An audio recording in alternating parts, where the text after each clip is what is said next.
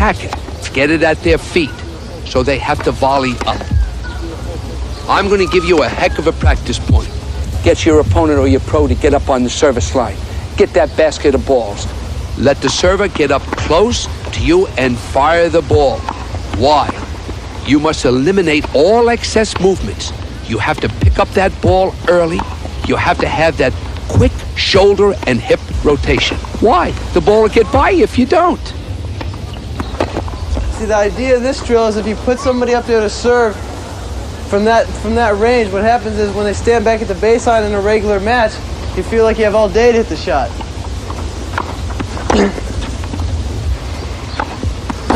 It teaches you not to waste any extra motion while you're returning serve. Make it short and sweet. Just like that. Another way to improve return to service is to stand inside the baseline when rallying. Why? Why will this improve your return to serve? Because this forces you to hit each ball on the rise with a much shorter version of your regular forehand. In turn, it emphasizes the importance once again of the immediate hip and shoulder rotation. It cuts down on the backswing, and again it makes you pick up the ball sooner. That's the return to serve, a key element to the game of tennis. Here I am again on the service return, making him feel the pressure.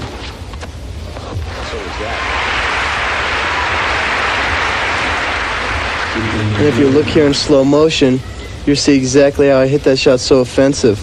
If you notice the hips and shoulder rotation that we've been talking about, that's where we get the power from. Now when somebody has a serve about as big as Becker's, the important thing is to still try to stay in control of the point.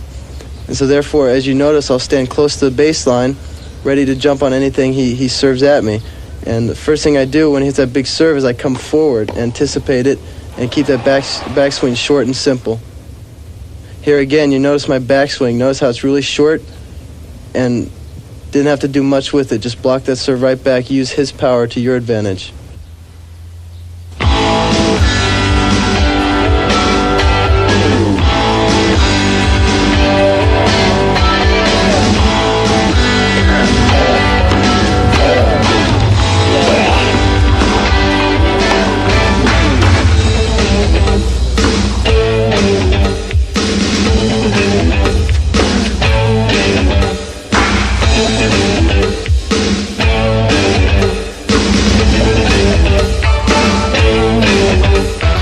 Return to serve really helps me, and where I think it's very important is if you're able to return well and break a person, it's all that much easier to hold serve.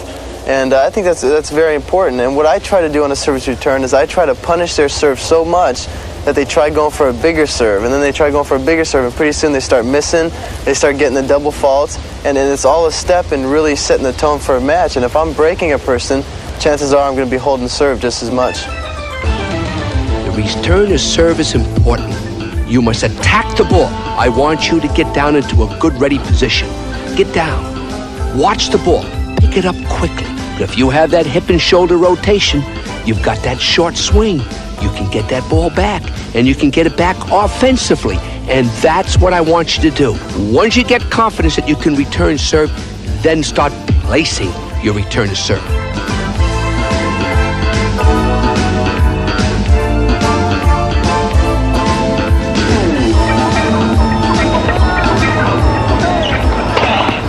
The overhead. I want to give you a few important keys to remember in hitting the overhead. It's fairly similar to a serve, except you got to make position with your feet. You can run sideways, you can run to the left or to the right. You take the crossover step to start going backwards, but you have got to move. Your swing is fairly similar to the serve. You may cut down that swing to perhaps a half a swing, but it's exactly the same. You've got to have that left hand fully extended and tracking the ball to the point of contact. And you've got to go up after it. And you've got to attack it in the same manner as you would the serve. Get that racket head up there and let it do its work. Get that racket head to speed up on contact and go up and reach for the ball as if you own it. And remember, if that left side is up and your head is up, you're going to be reaching up for the ball. And if the ball gets behind you a little bit, don't worry about that. speed up the racket head a little bit more and exaggerate your follow-through. If you try to guide the ball back into the court, the ball is going to go long, and even if it does go in, it has no power. So what did you gain? But on the other hand, we do not want you to muscle the ball for power. It is the timing and rhythm, and yes, relaxation that allows you to reach up with that racket head and let it do its work. A word of caution: try to keep your upper body very still and with your head looking up towards the ball at all times. This will prevent any premature pulling off the ball. Watch the ball actually make contact with the racket. You cannot watch the ball too long in the overhead. Make up your mind that you are going to learn how to hit the overhead. How do you practice this? You're going to go out there with your pro or practice partner, and they are going to feed you as many balls as they have to until you learn to hit the overhead. This positive attitude that you're going to hit it will set the stage for improvement. Your first overhead should be from a position fairly close to the net. You will quickly become confident and will then expand your area of practicing the overhead from all directions. After you can hit the shot consistently, then the next step is to go for placement through refined body position and balance, always with a positive racket head acceleration. You can do it. It's just as easy as any other stroke. It's your attitude that counts. Here you're going to see me using my big ground strokes to set up the point. I'll start working them side to side, just waiting for my opportunity to really attack. And I never try moving off that baseline. I always try coming forward to hit my shots.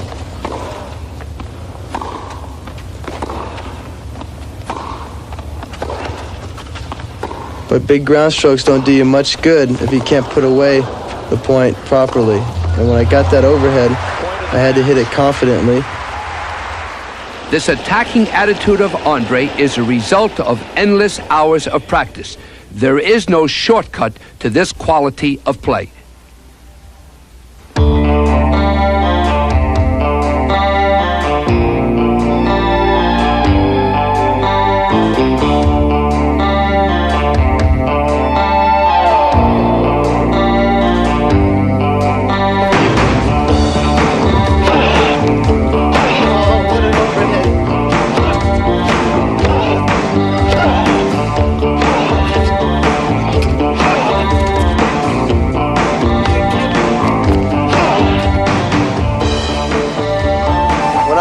Situation on the court where actually there's a lob and I go up for it, the one thing I think about is not so much, hit it away from the person, but I think, hey, pick my spot and let them worry about guessing where I'm going to hit it. I'm not going to try to guess where they're going to run to.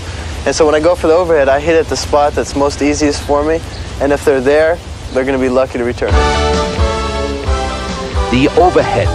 You've got to have confidence. You've got to attack the ball. Reach up for the ball. Keep your head still. Full extension like the serve. Utilize your legs. Meet the ball out in front of you. You've got to have good racket acceleration, especially when the ball gets behind you. And you've got to follow through. Play the ball, not the opponent's position.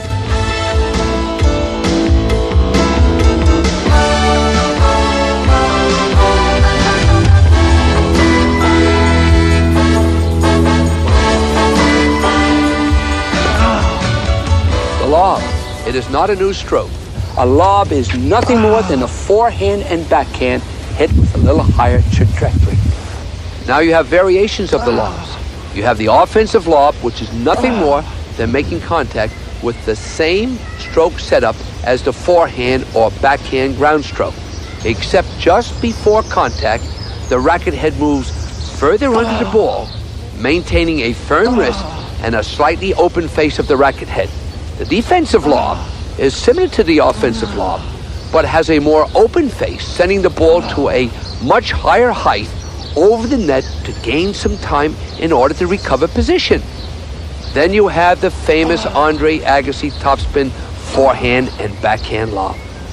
Because of Andre's semi-western grip and rapid racket acceleration with the racket head